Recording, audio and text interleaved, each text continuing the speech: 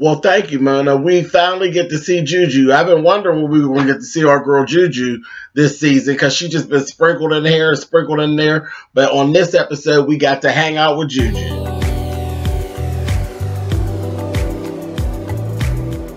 And I'm like, come on through, Cookie. I want to put my soapbox. That's basically it. Let's talk about drag and all its forms.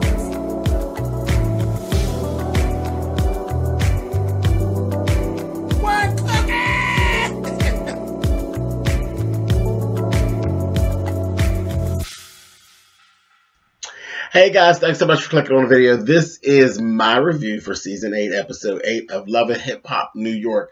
Like I said, we finally got to see Juju, and we'll talk about her a little bit later in this review. Anyway, we start right off with James R. and that damn Sophia. You know what? Not only is he corny, but that bitch is corny too. She is a hot mess. You're still sitting around trying to feed us the line that you and James are just friends, that you have no interest in James R, and then you're trying to kind of like pump the storyline that, oh, maybe if you're good and maybe if you treat me real nice, then maybe I'll give you a shot at me. But meanwhile, you only been staying with the man for what, a day?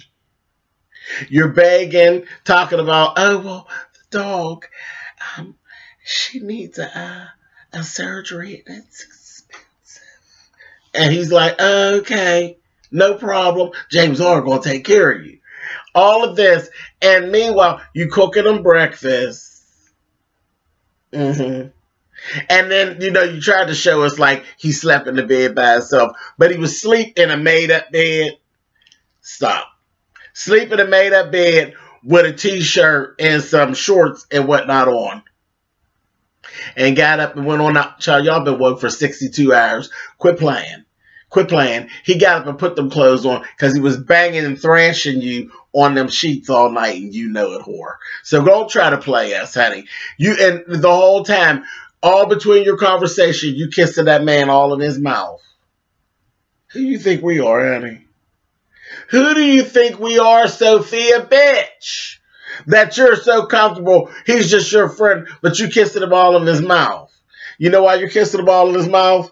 Because he done had everything else of his all in your mouth. Girl, go sit down. You're a slut. You're a slut.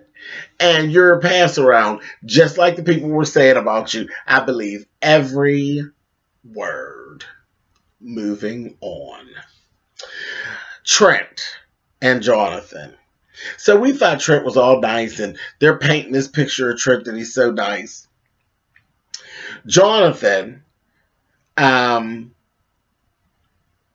goes and see him and all of this, and you know, it's the same thing, and Jonathan was getting on my nerves. It's the same thing. Oh, you're not giving me enough time, and I just want to love you, and I just want to... All right, Jonathan. And then tell me why they got Trent dressed up like a baby James R. in his damn confessionals. Same old dumb tight shirt. His head ain't big like James's. But, I'm like, is that the same shirt? Well, it might be the same shirt. That might be why James R's head is looking so big, because it's Trent's damn shirt. But anyway, that same look, and he goes into this whole story of how, well, it's hard for me to open up and it's hard for me to share things with you because, you know, he ended up asking him, do you love me? And he's like, no. And I'm like, Jonathan, you're making a fool out of yourself on camera. You do realize that, right? Slow down and shut up, sissy. You're making yourself look foolish. Anyway, so he goes on into this sob story about how he was homeless, how he came from Ohio originally.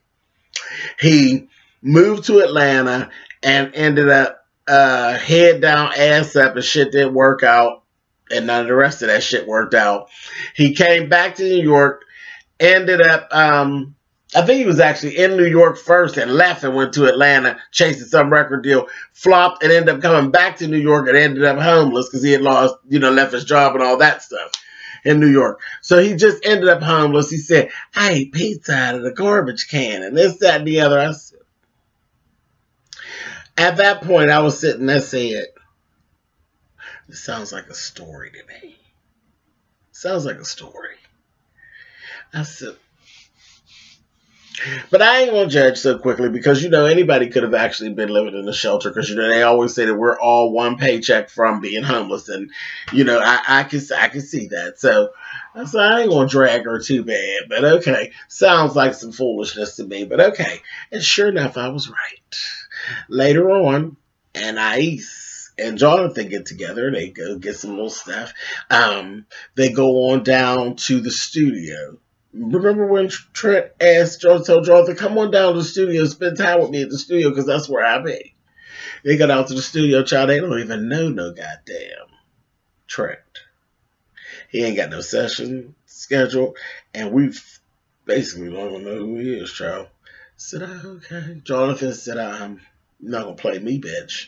Investigation is on." He begun program Catfish.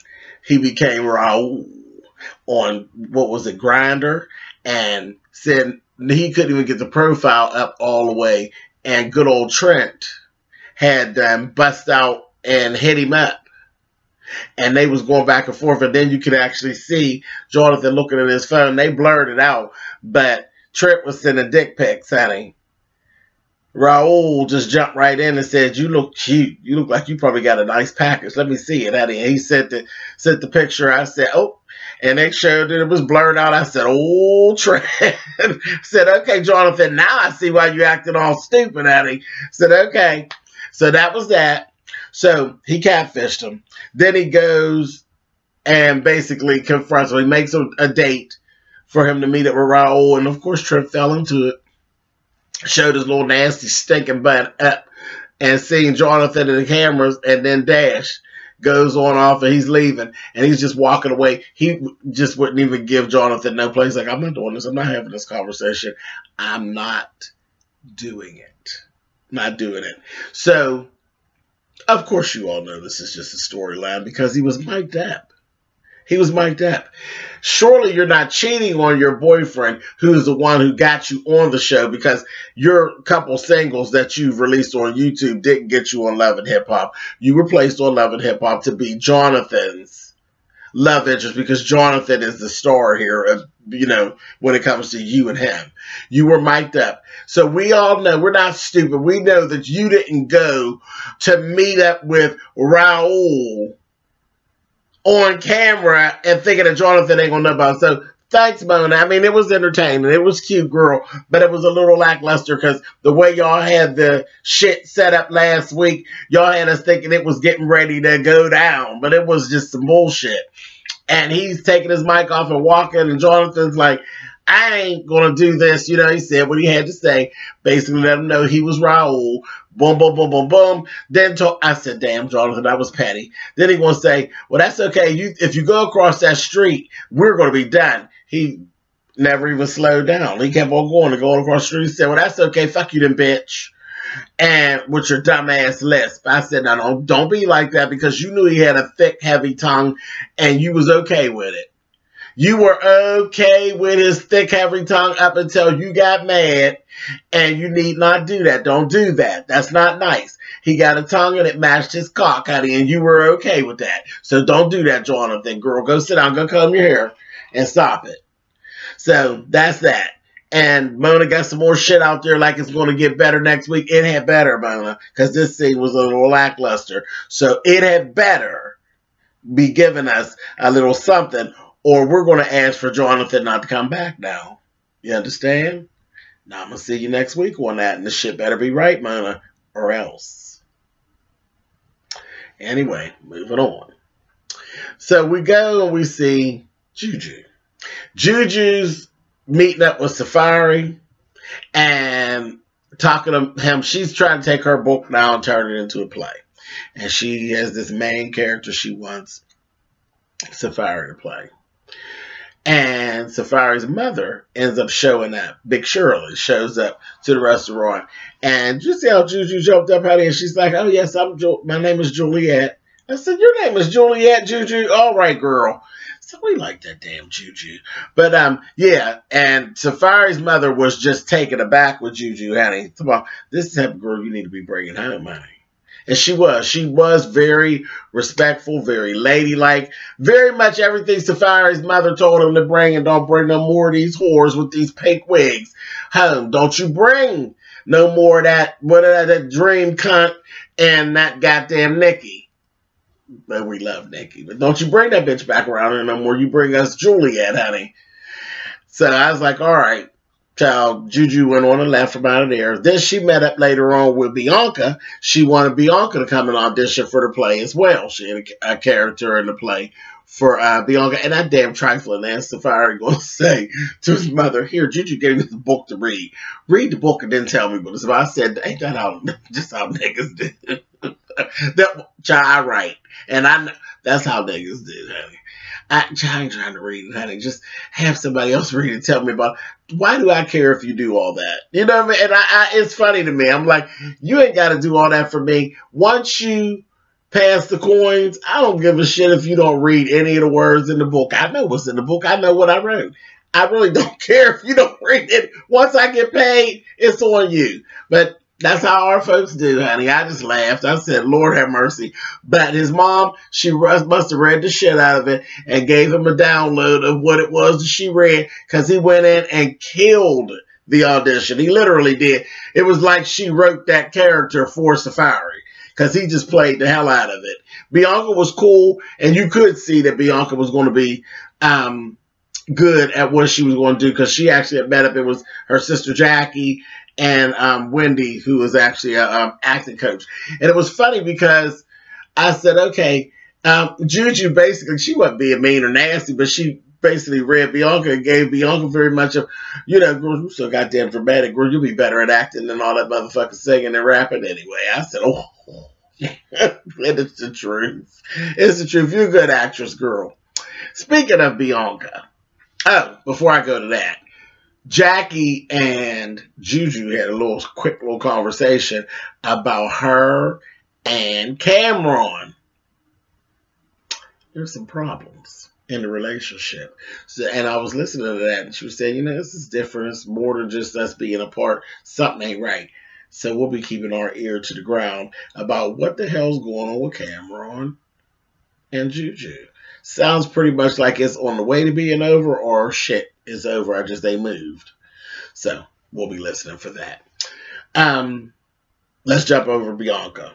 Bianca meets up with Mariah Lynn. Mariah Lynn is up. She's done. She got all her work done. She had a little pajama party.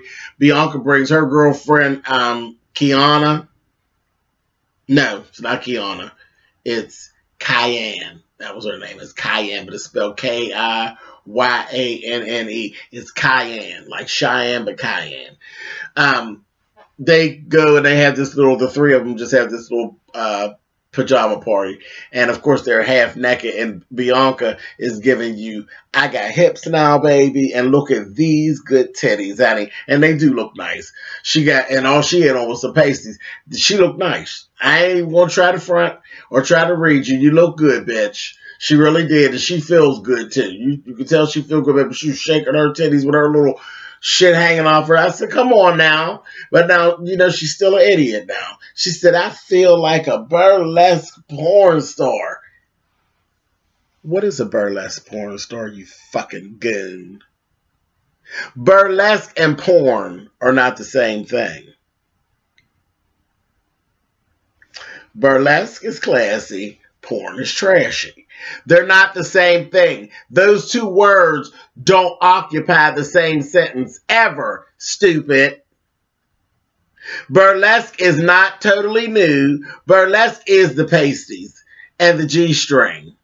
Porn is the open puss with the inserted something or other. You understand? Now don't make that mistake again, stupid. Goofy. I can't stand when people talk about shit that they don't know about and be thinking they be really saying, I feel like a burlesque porn star. Girl, sit down and shut up. Anyway, so that's that. So there is the last thing that we have to talk about today. is James R's video release party for this bad girl shit. I said bad girl. Okay. All right. So Ray J did Pretty Girl with his slut over in Love and Hip Hop Hollywood, and over here they doing Bad Girl with their resident slut over in Love and Hip Hop New York. Okay, Mona. All right. Anyway, so James R is so petty. He's so petty. He invited Jacquay, DJ Self, and Snoop to his video release party. The three of them whores are petty too because they went. They went knowing that they was clowning him. They went there like, he just needs some celebrities in the building. We're going to go over here and kiki and cackle and do. And I said, y'all ain't really going to go kiki and cackle because James R is a petty queen. So he's going to get y'all over there and embarrass y'all. And that's exactly what he did, baby. And then the thing is, it didn't work out for him either because he's a tight shirt wearing bobblehead. And Sophia the Body is a tramp. She didn't even show up. She was a no-show. How are you a no-show? You living in this man's house, supposedly, and you a no-show. Didn't show up for the band's video release party. I said, whew, you're going to have to suck them off 3 times tonight with that bullshit, you dummy. But that was just ridiculous. I said, and it actually, what's she doing? What's she doing? She going to get the night off down at the Target? Whatever, Sophia. Anyway, so she didn't show up. He playing the video. Soon as they go play the video, and he's like, I want to give a shout out to my girl Sophia the Body, this, that, and the other. Now, Jacquay, you're making yourself look foolish, going to holler out of the audience. Well, where's she at? Why are you pressed? You don't do her. Why are you pressed? You in there now, you're going to try to clown me? I said, that's going to come back to bite you in the ass, Jacquay, in just a minute, because you know you're dealing with a bobblehead queen. This is getting ready to come back and bite you. And sure enough, he did. As soon as the video's playing, the people were all watching, they like, okay, cool. Snoop's over there. I was like, Snoop, why you acting like one of the girls? Snoop's over there like, oh, come on. Who do Lame R think he is? Oh, this is a slow song? They couldn't even really, because the worker was, and DJ Self was pretty cool. He ain't say much of nothing. But Jacquay and Snoop, I was really shocked with Snoop because y'all are trying to read him about the song and you really couldn't. They were saying, you know, they could not sit and say that the song was bad. They couldn't say that his vocals weren't good or anything like that. So Snoop was saying, it's a slow song. Who do you think he is? I didn't know you had to be somebody to make a slow song. You got to be somebody special. You got to be LL and that's what they prefer. Who do you think he is, Drake? But do y'all remember when Drake first came out and was doing slower songs? Y'all said that same shit about Drake. Who do you think he is? He's the motherfucker at the top of the charts. Now that's who he is. That's who he was back then. But I remember people saying that dumb shit about him because it was something new and different. And it wasn't really new because LL and them had did it years ago, but nobody had been doing it lately and being successful, and Drake blew the shit up. So they're saying that, and I said, now y'all know I don't even really like James R like that, but they couldn't really read him because what he put out wasn't bad. It wasn't spectacular, but it was not bad. And they couldn't say that. And I was really shocked that Snoop acted like a queen. Cut that out, girl. But anyway, so she's over there. They, you know, doing all that.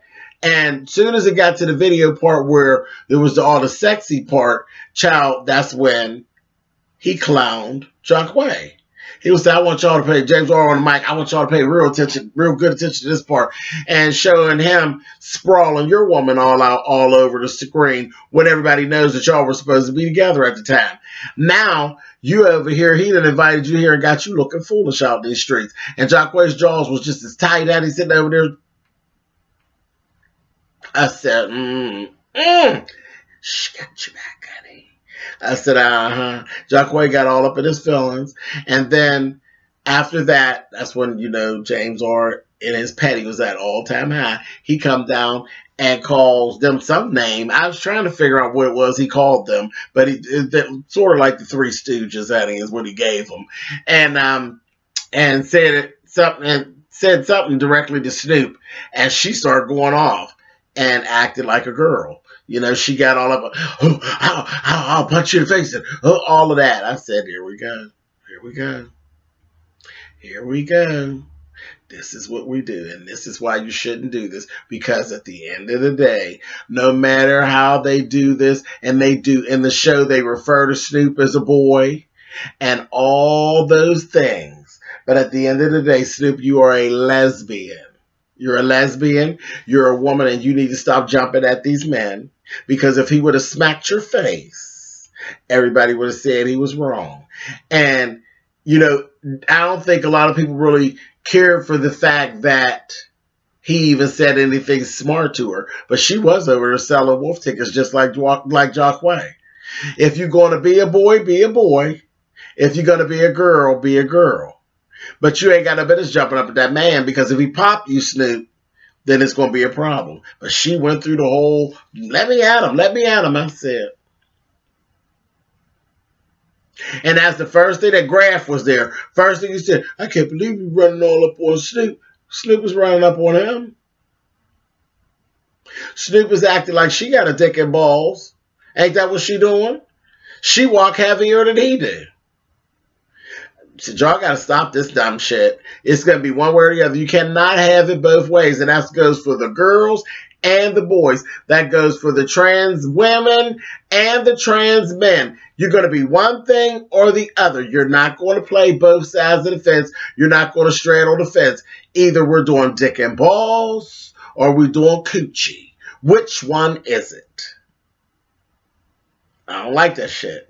But anyway, Snoop carried on like a girl, and they had to drag her out like she's at a fashion show. She acted just like the rest of the Love and Hip Hop chicks.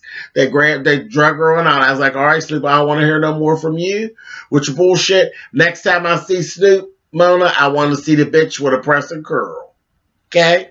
Thanks. At the next showing that she be at the next, because you know y'all have a release party every week. I want to see Snoop in an Angel Bricks cat suit, bitch, with a piece of Portia Williams hair on, bitch, because that's how she acted tonight. Good evening. Moving on. Okay, so then Jacquay ends up going back and forth with James R. And Jacquay didn't really want it with James because, unlike Snoop, I think, you know, James R. wasn't going to hit Snoop. He was just talking shit. But Jacquay, he might actually pop you. And I think you know it. And you weren't really trying to get popped. And you were standing back there. And the security standing there, he was say, let me go. Let me go. Let me go. I said, the way you motion it is like you want him to hold you tighter. What did you give it, Jacquay, with your high ass? I told you his ass was high last week. Let me go. Let me go. I said, sit down, high butt, ugly. Just a mess. So they had separated me. So you a bully now? You a bully now? No, y'all came to the function so you could show out. You can't. Why do you think you can win with a person that has the microphone? You can't. Do you really think I'm going to let you come to my function and show out on me and embarrass me? No. When you step into my arena, I'm going to embarrass you. You had no business even being there. Anyway, it was a damn mess. But the biggest thing was that Sophia the body, she didn't show up. And I'm thinking the only way that James R. is going to forgive that is either, you know, a hand job and multiple head jobs, or the fact that she couldn't get off from the target, you know, for the night. So we'll see. Anyway, I'm done with this shit. I'll catch up with y'all next week. Later.